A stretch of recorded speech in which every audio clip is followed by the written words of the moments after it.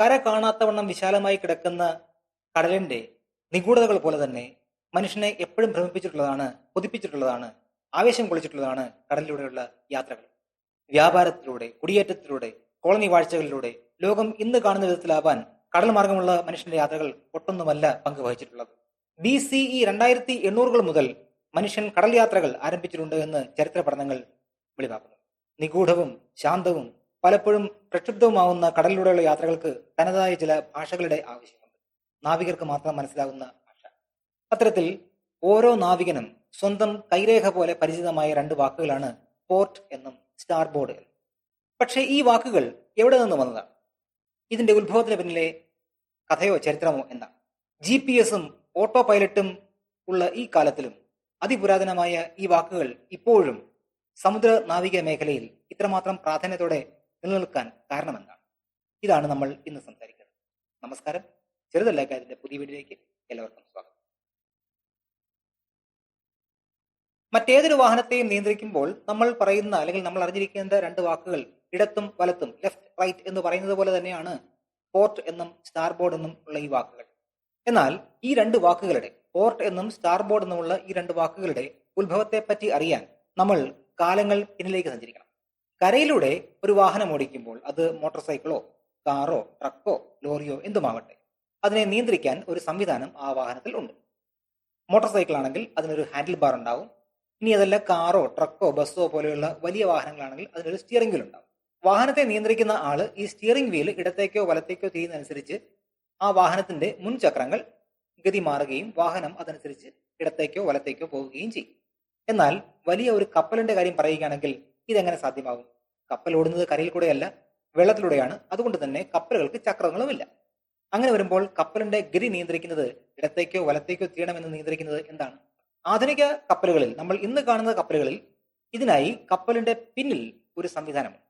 അതിനെ വിളിക്കുന്നതാണ് ചുക്കാൻ അഥവാ റഡർ. കപ്പലിനെ നിയന്ത്രിക്കുന്ന ആൾ തന്റെ കയ്യിലെ ഉപകരണം തിരിക്കുന്നതനുസരിച്ച് ഈ റഡർ, ചുക്കാൻ ഇടത്തേക്കോ വലത്തേക്കോ തിരിയുന്നതനുസരിച്ചാണ് കപ്പലിന്റെ ഡിറക്ഷൻ അഥവാ ഗതി മാറുന്നത്.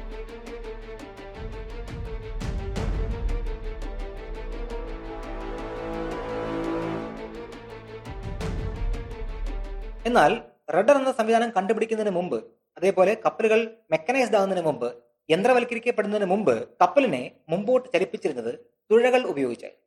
വൈക്കിംഗ് ലോങ് ബോട്ട് പോലെയുള്ള ആദ്യകാല ബോട്ടുകളിൽ, കപ്പലുകളിൽ അതിനെ നിയന്ത്രിച്ചിരുന്നത് കപ്പലിന്റെ പിൻഭാഗത്ത് വലതു ഭാഗത്തായി ഉണ്ടായിരുന്ന തുഴകൾ ഉപയോഗിച്ചായി.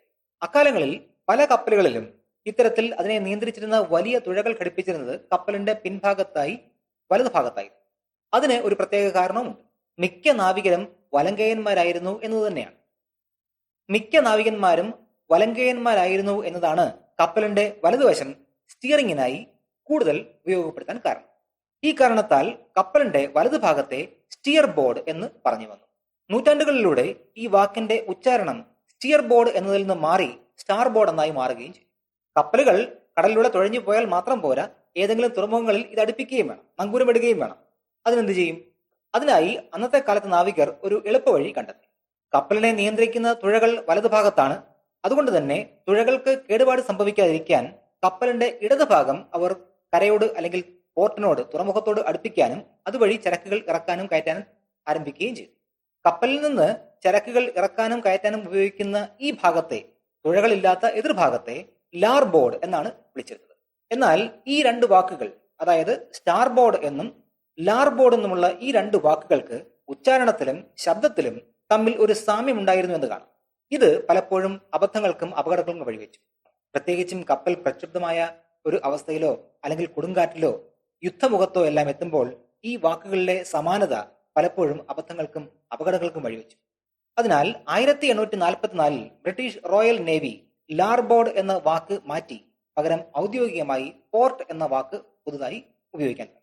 കാരണം കപ്പലുകൾ എപ്പോഴും തുറമുഖത്ത് അടുപ്പിച്ചിരുന്നത് പോർട്ട് സൈഡിലൂടെയായിരുന്നു. താമസിയാതെ US നാവികസേനയും ഈ വാക്ക് പിന്തുടരുന്നത്.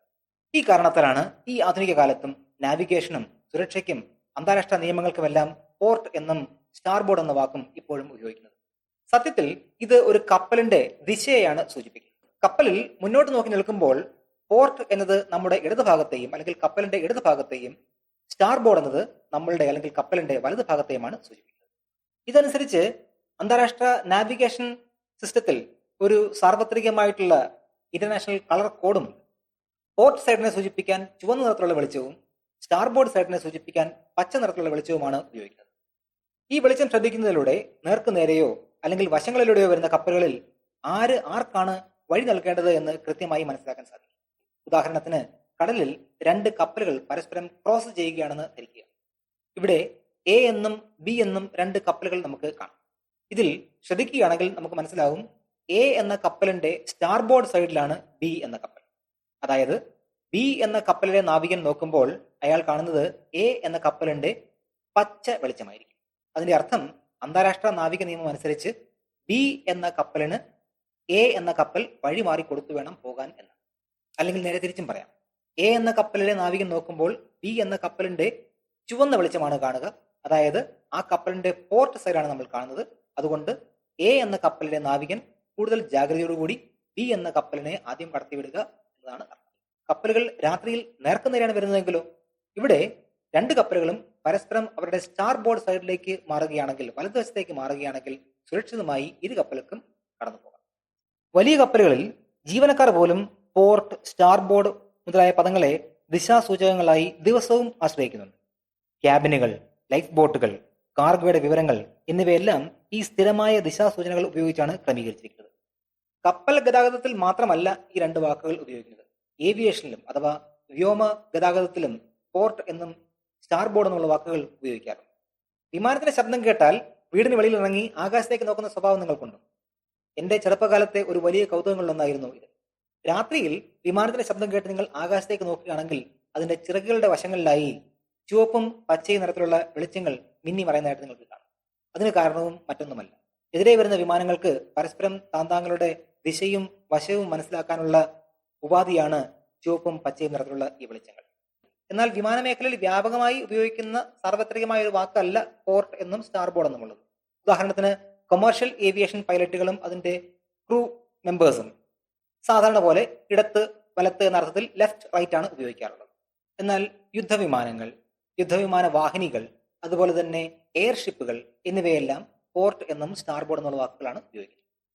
കാരണം സൈനിക കപ്പലുകൾ തങ്ങളുടെ നീക്കങ്ങൾ, ഫ്ലൈറ്റ് ഓപ്പറേഷനുകൾ, അടിയന്തര സാഹചര്യത്തിലെ പരിശീലനം എന്നിവയ്ക്കെല്ലാം പിഴവില്ലാതെ ദിശ പറയുന്നതിലെ പിഴവുകൾ ഉണ്ടാവാതിരിക്കണമെങ്കിൽ അതിന് കൃത്യമായ വാക്കുകൾ ഉപയോഗിച്ചേ പറ്റും. അതുകൊണ്ടാണ് അത്തരം മേഖലകളിൽ സ്റ്റാർ ബോർഡ് എന്നും പോർട്ട് എന്നുമുള്ള വാക്കുകൾ കൃത്യമായി ഉപയോഗിക്കുന്നത്. എന്നാൽ കാലക്രമേണ പോർട്ട് എന്നും സ്റ്റാർ ബോർഡ് എന്നുമുള്ള വാക്കുകൾ സാംസ്കാരിക ചിഹ്നങ്ങൾ കൂടിയായി മാറിയിട്ടുണ്ട്. നാവിക ടാറ്റൂകൾ, കടൽ തീമിലുള്ള ഡിസൈനുകൾ, ലക്ഷറി വാച്ചുകൾ എന്നിവയെല്ലാം ഈ പുരാതന പദങ്ങളെ ഉപയോഗിക്കുകയോ സൂചിപ്പിക്കുകയോ ചെയ്യുന്നുണ്ട്.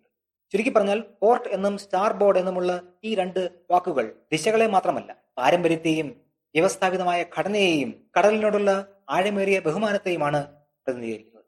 അടുത്ത തവണ നിങ്ങൾ ഒരു കപ്പലിൽ യാത്ര ചെയ്യുമ്പോൾ അല്ലെങ്കിൽ രാത്രിയിൽ വിമാനത്തിന്റെ ശബ്ദം കേട്ട് ആകാശത്തേക്ക് നോക്കുമ്പോൾ വിമാനത്തിന്റെ ചിറകിൽ ചുവപ്പും പച്ചയും വെളിച്ചം കാണുമ്പോൾ ഓർക്കുക, പോർട്ട് എന്നതും സ്റ്റാർ ബോർഡ് എന്നതും വെറുതെ രണ്ട് വാക്കുകൾ മാത്രമല്ല, അവ ചരിത്രത്തിന്റെ തിരുശേഷിപ്പുകളാണ്. അതിജീവനത്തിന്റെ ആയുധമാണ്, കടലിന്റെ ഭാഷയാണ്. മറ്റൊരു വിഷയവുമായി അടുത്ത വീഡിയോയിൽ നമുക്ക്